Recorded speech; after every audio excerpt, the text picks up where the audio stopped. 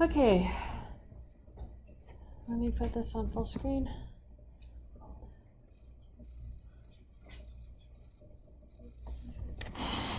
Today we're talking about chapter 5 in your textbook.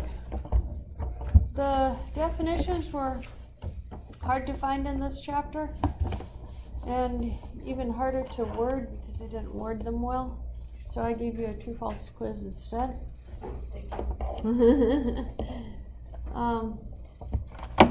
Let's run over that quiz. True or false? If S is a subgroup of G, then the operation of S is different from that of G. False. The operation of the subgroup is the same as the operation of the group. True or false? If S is a subgroup of G, then S itself must be a group. True. True or false? If A is an element of a group G, then the cyclic group of A is a subgroup of G whose generator is E. False. False. What's the generator? A. If G is a group, then G is a trivial subgroup of itself. True. And what's the other trivial subgroup? E. I thought it's just E. E and itself are subgroups because it's not a proper subgroup. The proper subgroups have to be different from the original. I thought I was beside the identity proper. No, G is the subgroup itself. The group itself is its own subgroup, just like A is a subset of A. Yeah. If E is the identity element of a group G, then the cyclic group E is called a proper subgroup of G. False. That one would be a trivial subgroup. Okay. So I put the definition here. Let S be a subset of a group G. If S is closed under the operation of G, and if S satisfies the properties of a group under this operation, then S is called a subgroup of G.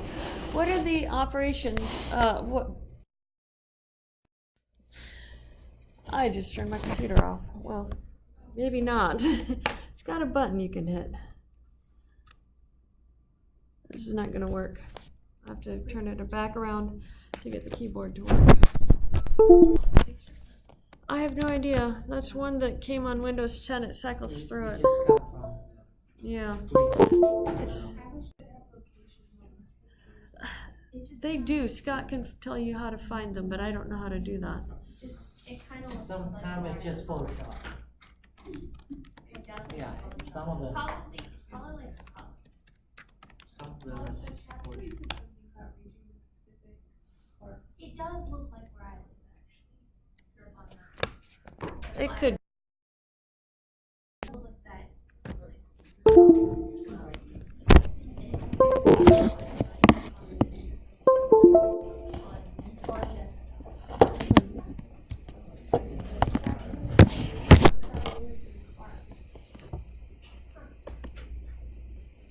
Okay.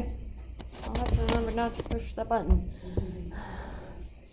What are the operations? What do you have to verify something as a group? To verify something as a group. There are three things. Identity, an inverse, and then associative. Could not think of the name of that. Yeah. You guys told me identity first, so I wrote it first. Really, it should be associative, and then identity, and then inverses. What? Yeah, you have to know identity to know inverses are true. You don't have to know associative. You can actually do the identity without knowing associative. It could be easier to know associative, but it isn't absolutely necessary because you only are dealing with two elements.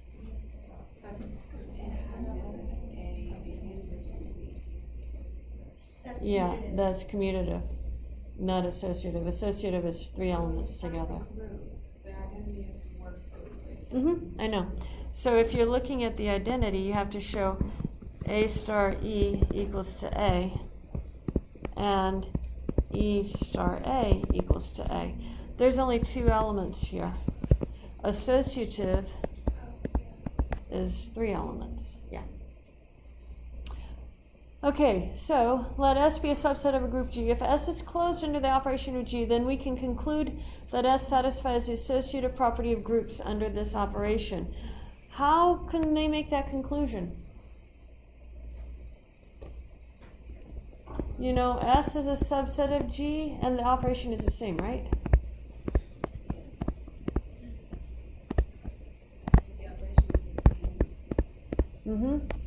So, for all A, B, and C in S, you have A, B, and C are in G, which implies that A, B, C would be equal to A, B, C, since G is a group, right?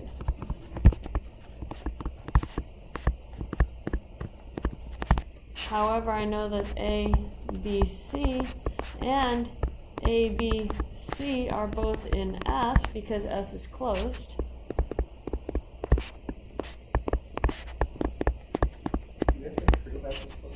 No, it says if S is closed. And so you have to conclude that they're equal to each other because the operation is well defined. And if they're equal in the group, they have to be equal in the subset. So that's how they concluded that. What we're going to do is talk about how to prove something is a subgroup. You actually don't have to verify all the properties for it. It says let G, comma star be a group and S a non-empty subset of G if S is closed with respect to star, and for every S you have S inverses in S, then S is a subgroup of G. You only have to show inverses and closure. You're going to get the identity from the inverses, and you're going to get the associative property because it's a subset of a group from our previous theorem. So let's actually prove this. This is something to memorize.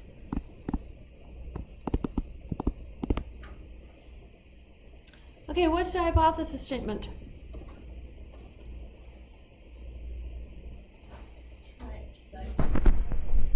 Yeah. The first sentence. Let G star be a group and S be a subset of G, be non-empty. You have to have elements in it to be able to talk about whether it's a group or not. I am going to assume that 1 and 2 hold and show that S is a subgroup. So I'm going to suppose S is closed. I haven't been writing S that way. I'll just write it this way. Suppose S is closed with respect to star. And suppose that for all S in S, S inverse is in S. So that's property 1 and 2 there. What I want to do is show that S is a subgroup of G. I'm assuming it's closed, so that's the first thing we had to check. The next thing would be the associative property.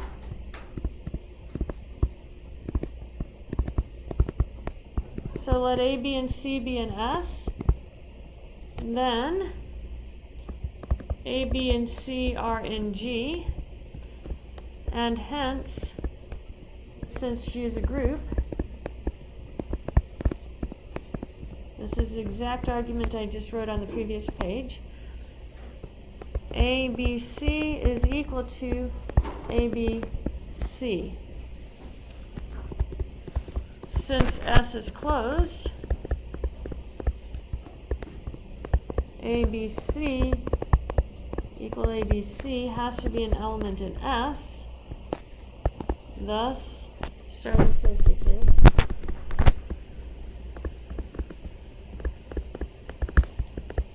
And S. Notice I left the operation out. We don't have to write the operation down all the time as we talked about last time. We just leave it out and assume it. Okay, so I showed it's associative. We need to show the identity. How would I show the identity? Yeah, multiply an element and its inverse.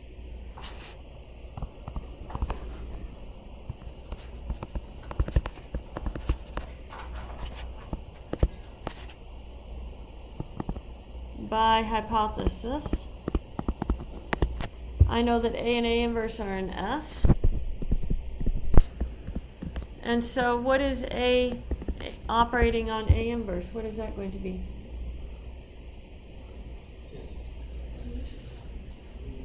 E has to be an S. Why would that have to be an S? S is closed, so it has to be an S. Thus, S contains the identity.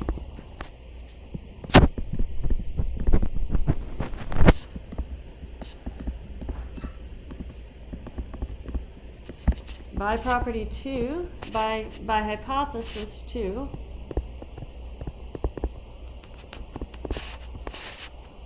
S contains its inverses.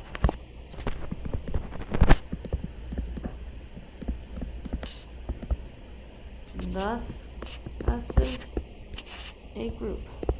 Since it's a group, it is a subgroup of G.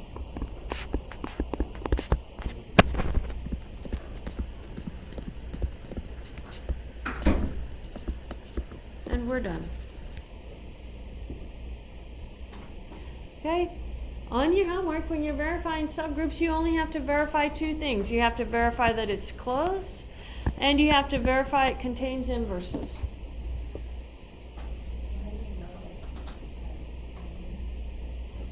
Right here, for every S, S inverse is an S. Yep. Yeah. I'm assuming 1 and 2 and showing that S is a subgroup of G.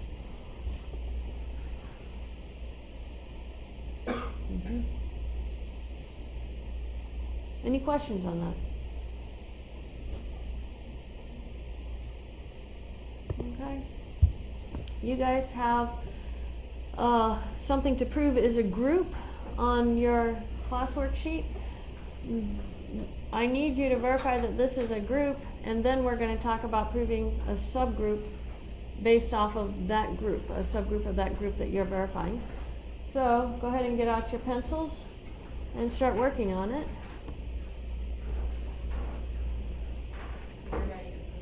In proof format. And please do this with your friends. Don't try and do this by yourself. All the great mathematicians worked with people. They didn't do things on their own. You guys are on your way to becoming great mathematicians.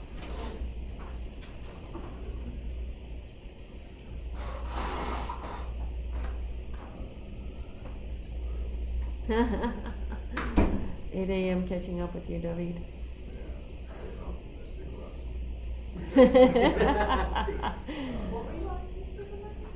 That he'd be able to get up at whatever it was every morning.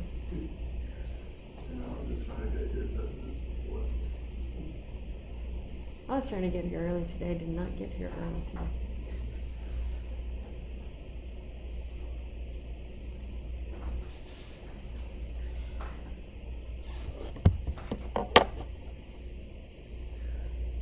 By the way, this is in the reading in the book, too. You don't have to figure this out all on your own.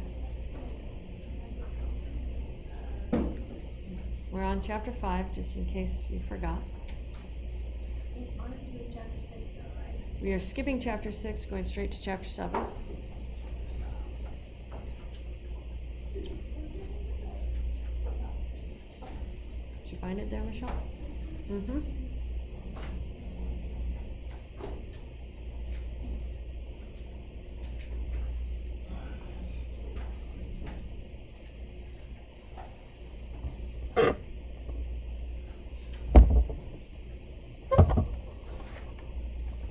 I'm gonna go get a pencil so I can write on your paper if I need to. I'll be right back while you're reading that from the book.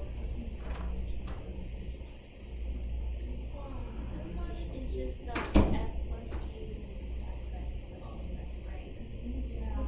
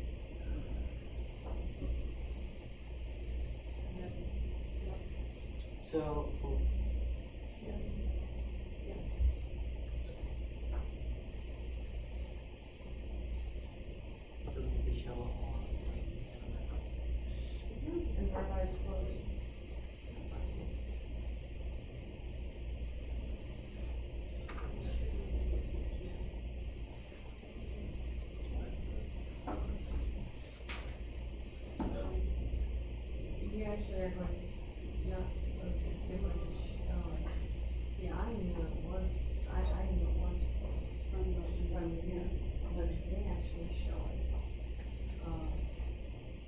It was.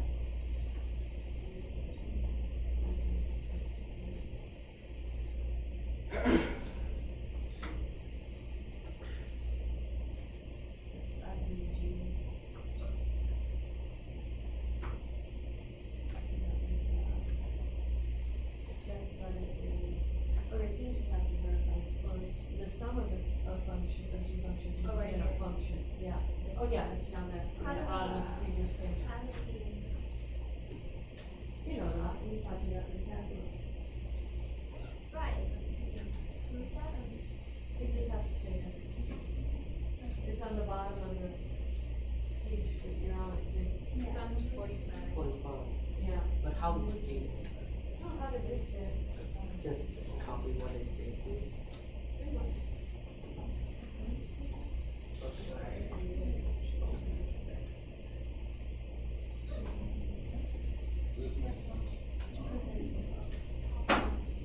This makes sense. I need more space. Well, no, like she was right coming up, right? Yeah. And she liked this back when I went to it. Yeah.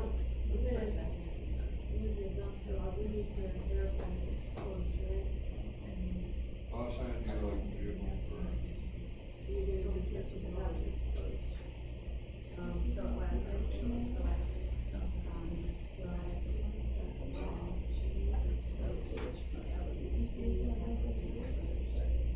Then why is it closed? Because when you add two functions together, it still is a function. Oh. All close in addition. Oh, with respect to. With respect to addition. But then, now you on come the in next your page, you notice that you have to show, But you have to use all of those. You might as well just say it now, because you used two of them, you can see. Oh, by then- itself. yeah, well, you can actually get it straight to it if you want to put it all on one. Then that would be able to, which is equal to, yeah. And then one is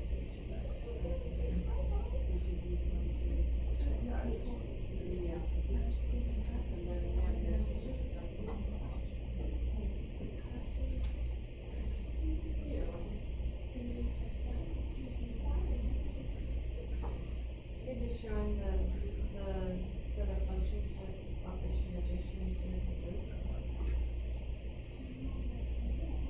So you have to,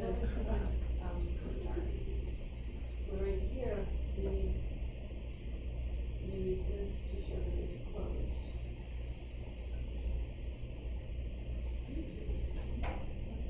Yeah, before you go to this line, which is gonna be associated, you just say that it's closed, so then you need to do this part, that equals to, which is also a function. And, so then it is closed. Hey guys, the book uses clearly. You guys don't get to use that. I see clearly popping up on those papers and we'll get marked wrong. Wait, why? We have to have our What? PhD. You have to have your PhD to build these clearly. Oh, really? Clearly simply means that you've got 2 pages of work to figure out what they're doing in most cases. Unfortunately. And if you're gonna be a college teacher, you'll never get to use clearly. Really? Yeah, because you can't use it if your students can't use it. Why not? Because your student didn't understand what clearly means. Or they'll try to use it.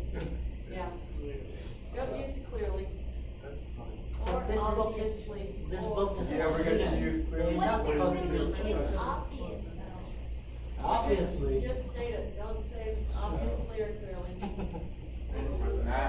No, But for my education class, I have to come up with a list of 15 math books that I would have to teach. You know me with math. I call, what, you can do picture books. Oh, you can do any books? Okay, yeah, I usually said, like, it's like reading content class. Yeah, yeah. We're supposed to come up with Library thing, picture yeah. Math, so you need more, those things, these concepts. They want them to read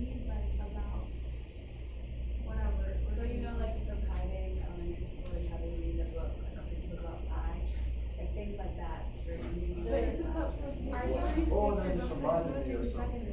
I use picture books, but I made I had lesson plans that could go, like, it would, like, when she asked me about it, I was like, this is how I would use it.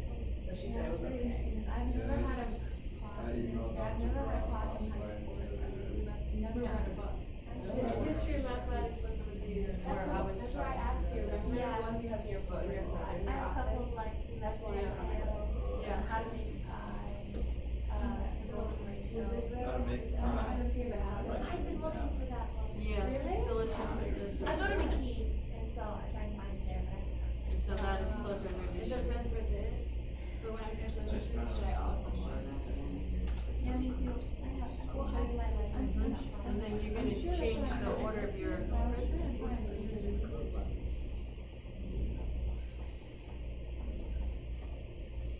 And then that's equal to that with the square brackets in a different spot. Yeah, and so then I just write equal and then further here. Yeah. and then- Yeah, and then, you know, it's associative. Shall be right Can we just show that it's associated? there.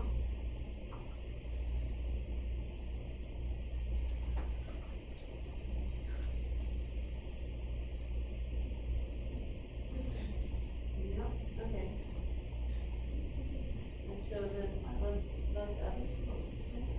Oh, that's how you. Because it's in. And. Easy. That is correct. It is correct, but I was heading towards the bottom. Oh. Okay, that's close, now you go to the associative, which is what they're doing right now. Let me get, David and I'll be down there after that. First one, I don't think Oh, wow. you- Someone took the time to do that? Yeah, that's pretty awesome. That is pretty awesome. It's like, you have to show the identity. Yeah, so what would be the identity for? So you put that as like a function. So would you do like x plus 3x? Oh, because it doesn't change anything. Yeah, the constant function is zero. Yep. That makes sense. That's your identity. And then do your addition of it to get your function. Which is the identity. How did I do that? I just,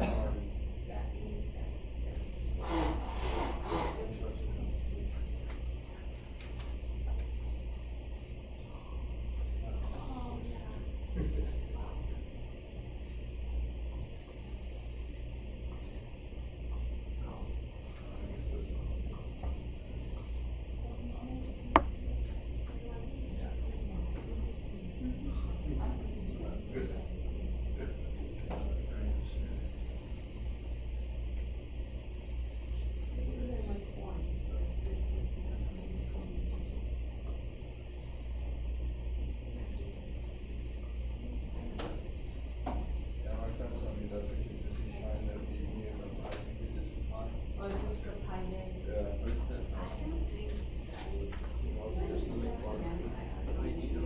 Yeah, you don't have to write that again.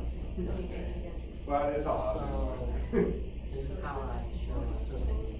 Am I supposed to make that other track? Well, the fun. So this is like in here. So then the bottom, yeah, so that's when you're. Yeah, that looks good. And instead of saying it, we don't use pronouns if at all possible. Oh, so you're So, saying that thus, associative.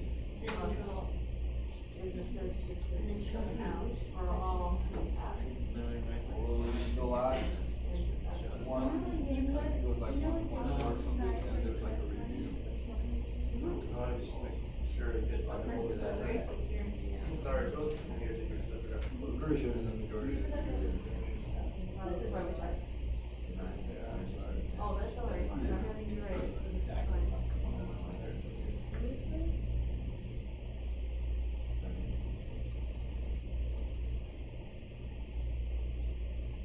One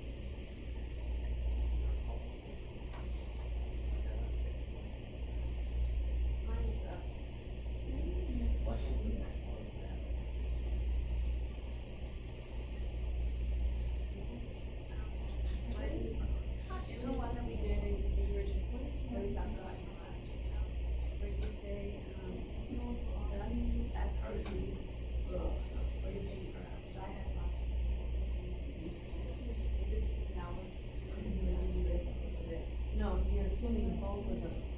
To get to that is what I'm trying to show. Don't try to do this just like this.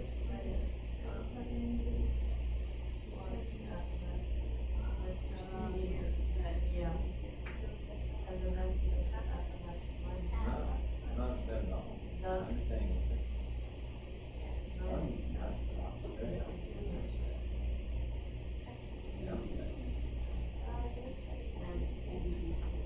Where's the rest of my time?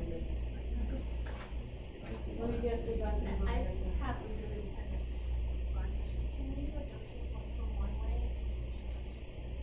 Start on one side and get to the other? Yes. That's my preferred way to do it.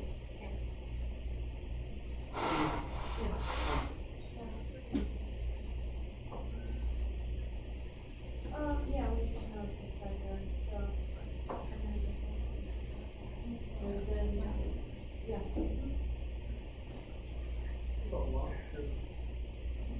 Right? Yeah, let that be treated as a first analysis too. Oh yeah, Denise was like the only person in that class. Yes, I was. So you're like a pro at first now, huh?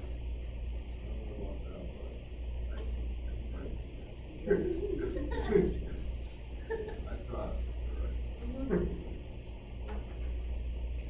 I have the format pretty well. And yes, the proofs in our class will get longer until you're done. I have to show rings. Groups have 3. Rings have 8 properties.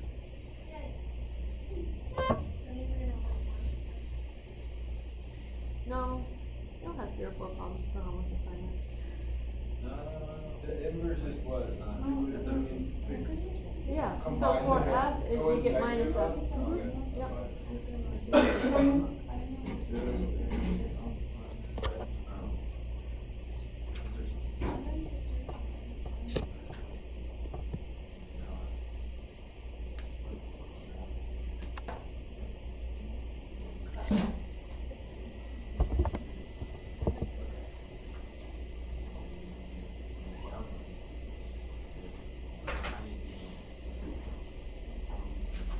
You want me to write in so more when I'm like maybe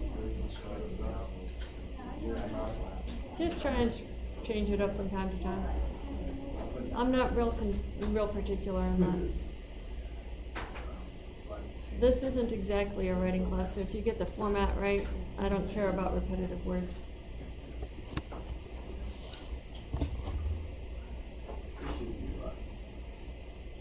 It should be a writing class in my It should opinion, be but counted, it right? doesn't have touchy-feely writing in it, so they don't know it's a writing class. You know, our education writing class, I wrote one and a half double page summary, opinionated, and philosophy statement also opinionated.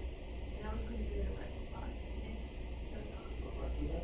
This should be, these kinds of classes should be considered writing classes. People were writing more than any other class on campus. not like structured writing. Right, it's your about what writing class. Yeah, we did not writing. It is very We structured did writing in one this class. essay. I'm very particular about how you word this.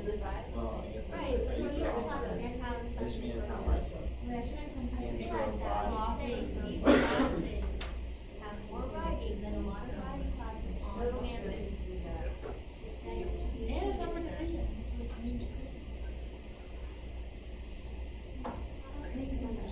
In fact, we do more writing in this class than we do in history and math.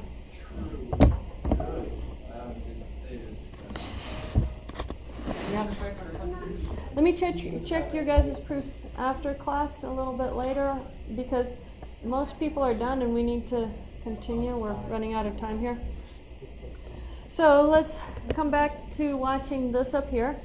We want to prove a subgroup. It says define the set C of R to be the set of continuous functions which map the reals to the reals. Show that C of R is a subgroup of F of R. You guys are going to have homework problems like this, so let's do this. What is the hypothesis? Yeah,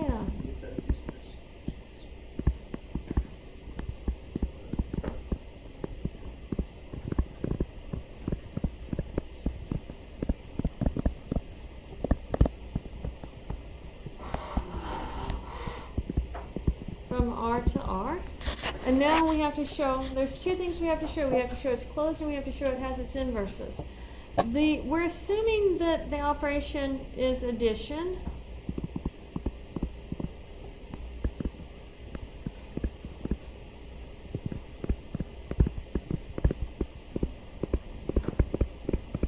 Now, tell me something. This set C of R is a subset of F of R. Okay? So we are just going to show that it is a subgroup of F of R. How do I show that it's closed?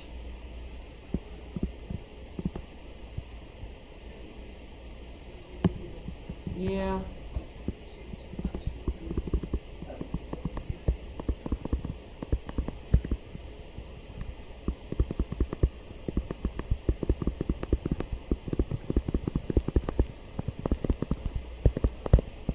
For those who've taken analysis, you know the sum of continuous functions is continuous. For those of you who have not, we told you it was in calculus, so just assume it.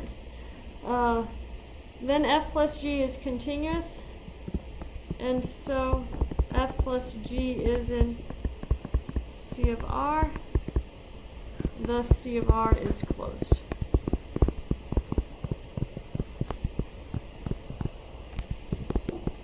Now, the second thing we have to do is show that the inverses are in there. So let F be in C of R.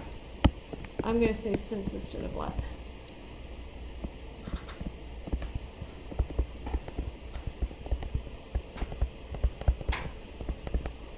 I know minus F has to be in C of R, because if F is continuous, then minus F is also continuous.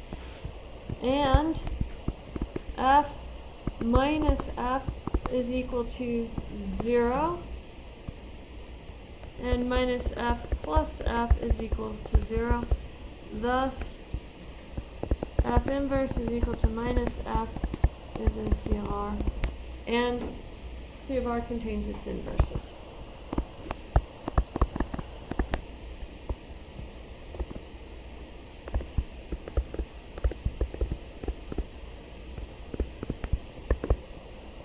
Thus, C of R is a subgroup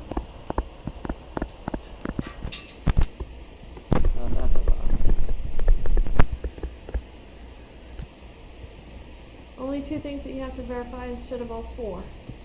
You're down to half. That's not too bad. Any questions on that?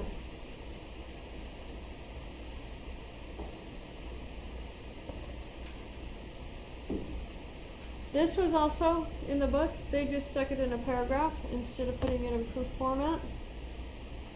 It was the example in the paragraph following the F of R example. They also gave you one dealing with differentiable functions, which is not a hard one to prove either. That one's very simple also. So we don't have to show why and you have like CR. No, that's analysis. We just assume that when you multiply minus 1 times a function, it's a function and still continuous. Yeah. We're not proving that that is actually continuous. Okay. We talked about what are the two trivial subgroups? They're G and the identity are the trivial subgroups.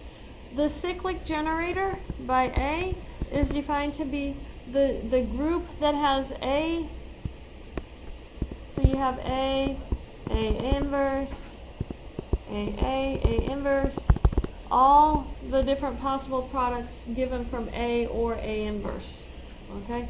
And that's the cyclic subgroup of G. If you look at the group of matrices on page 28, there are, let's go look at that. I forget what they named them. Yeah, you have I, A, B, C, D, and K. What would be the generated one by A? If you look at A times A is what?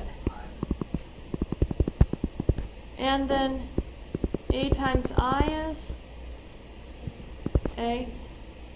So A is its own inverse. And if you do a times a, you get I. A times a would be a times I, which is a. So this group is actually just the one with I and a in it. What would it be for K?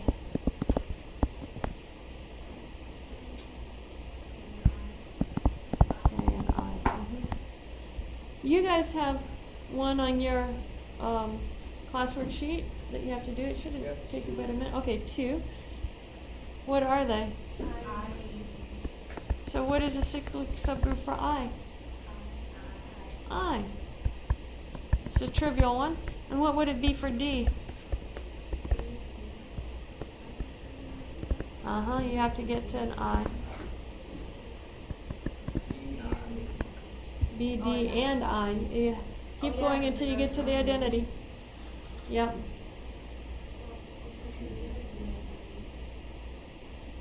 No, you keep going until you get it. So if you do B times B, you get D. B times D gives you I.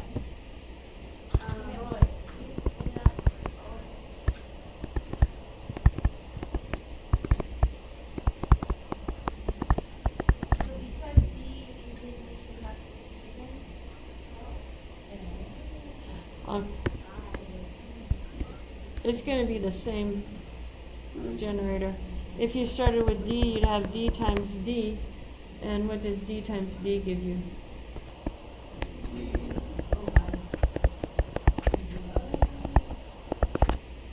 And then DB would give you I. You keep going until you get to I.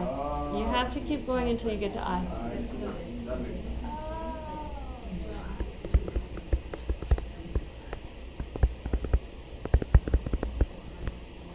Yeah.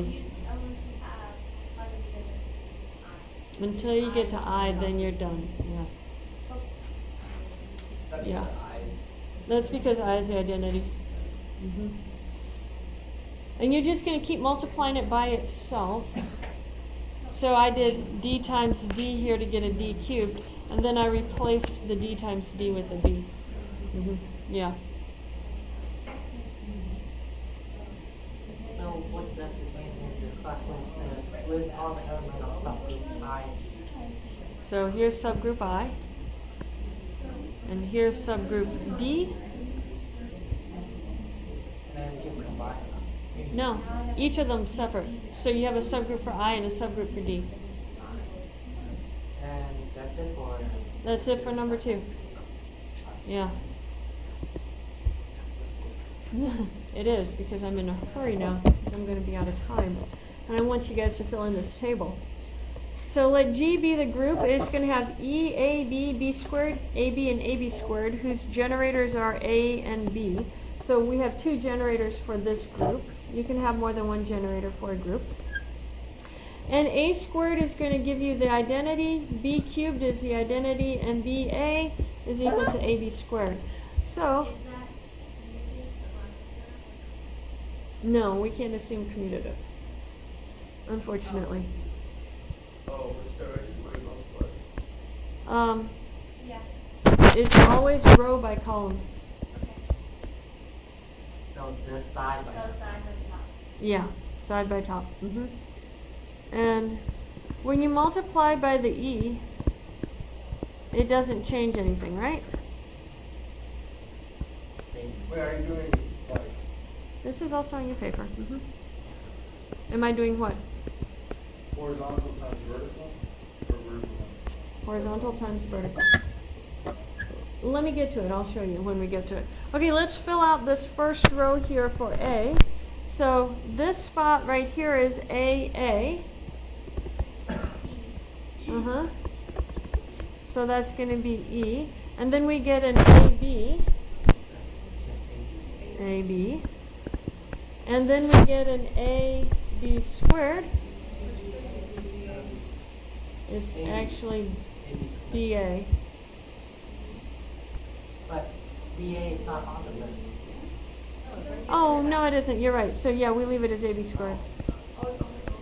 It's there. It's not in the list of these up here. It has to be in one of our lists. So we just write AB squared. I thought we had BA squared. So only true BA. B or AB squared. Yeah, Is that because it's not commutative? we don't know commutative at all, yeah. Exactly. Okay. So it- Why do you it- think we're just- Because we have to write our answers in terms of one of those up there. Okay, so the next one we got A squared. Yeah, this is A times AB, which is A squared B, which is EB, which is B. And then we have A times AB squared. Yeah. And yeah, we have a B squared in that group.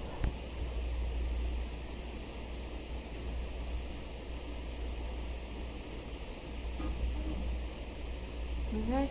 And then start with a B. You have B times A, but what is B times A equal to? Is AB squared. AB squared. And then you're going to have B times B, which is B squared. B squared. And then you have B squared, which is B cubed, the identity. And then you have B times AB, which is the same thing as BA times B. BA is AB squared, which is AB cubed, just A. And then BAB squared. So BA is AB squared. So that's AB cubed times B, which is AB. Why is it what? Somebody said something. Why is it just A? Because B Wait, cubed. AB times B would just be. You don't know commutative, so you can't take that B and plug it with the other B squared.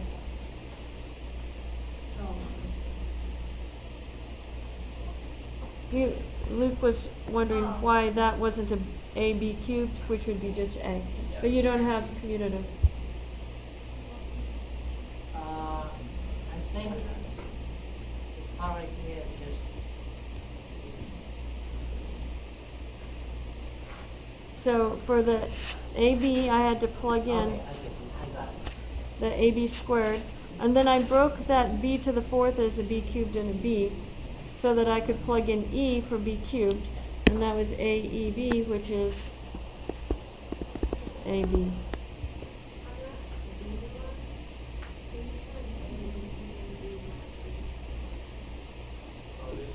No, BA BA is AB squared.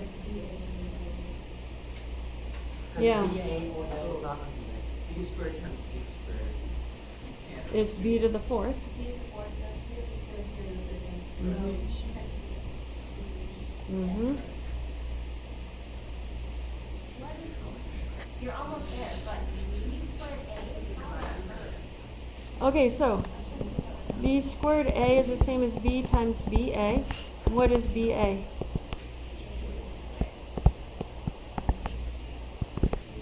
So that's BA times B squared.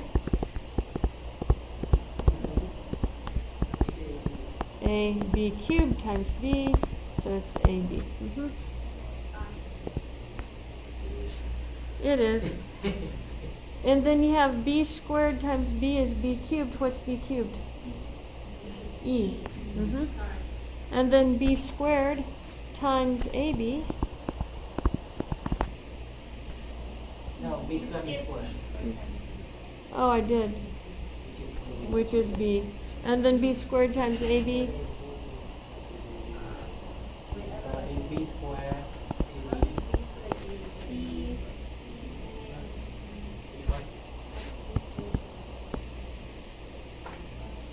So B You break squared it as B and BA. But the pattern's no longer there now. There's a pattern. There isn't a AB pattern. squared. There's a pattern. Oh. A lot of parentheses. So that one becomes, and then you get BA,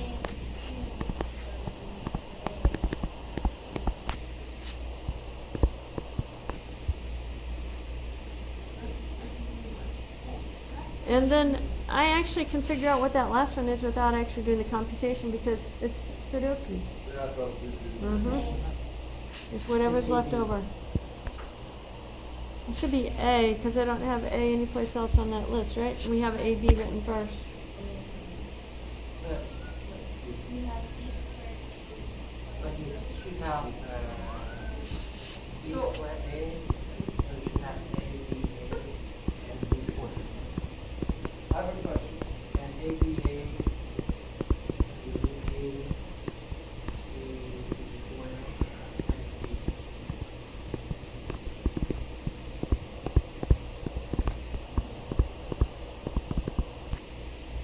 Yeah. Why on some of them get AB squared, but AB squared is equal to BA, like, you know. because EA is not the elements in the variable. I can't use it, yeah. Mm-hmm.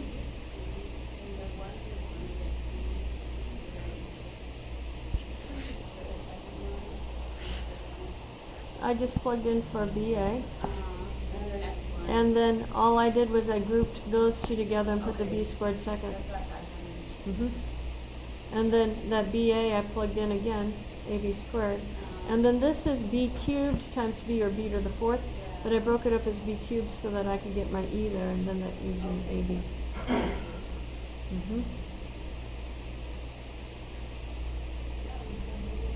So then let's do ABA. That's going to be A, and BA is AB squared, right? So that's A squared, B squared, but A squared is E, so you get B squared.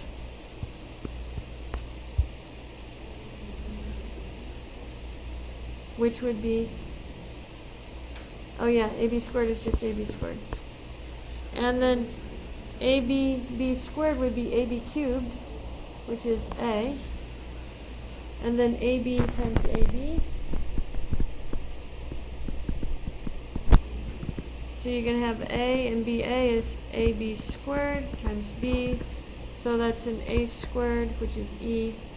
B cubed, which is E. So it actually ends up just being an E. Question Yeah. about A, B times A, why you got B squared? Okay, so AB times A, you combine your BA and substitute, and you get an AB squared. And then combine the A's together, you get an A squared B squared. And A squared is E, so you're just left with the B squared. So you couldn't write it as A squared B in that sense? No, because it's not, the A squared B is not up here. Oh, I see. Yeah, you could write an A squared B on that if you wanted to. But not in this first step. Not in that first step. You can't commute it. Yeah, we don't know that it's commutative. So you can't do that. Okay, the rest of it's plain Sudoku, going straight down. So you have AE, AB squared, AB, B squared, B. How about the next one? I think it's missing an A. B squared, ABE, AB squared, B squared. So that's AB. And then the last one. And yeah, there is a pattern, but it's hard to see the pattern when you're going across. Sometimes it's easier to see the pattern if you break it up into your 4x4. Break it up into half of it. Sometimes not.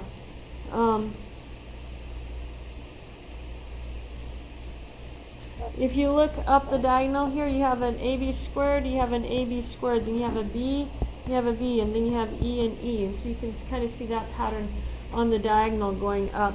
And the same thing down here, you're going to have an E, E, B squared, and then you have a B, E, E. So the pattern is in the little semi-squares of it, little sub-squares of it. And you'll see that more often than you actually see a pattern in the full thing. But that's what's going. So that also needs to be on your classwork stuff. We needed to run through that so that you can do your homework. Are you in the office? I am in my office today. Now until 11 and then 12 until 1. I have a meeting at 11. Not really.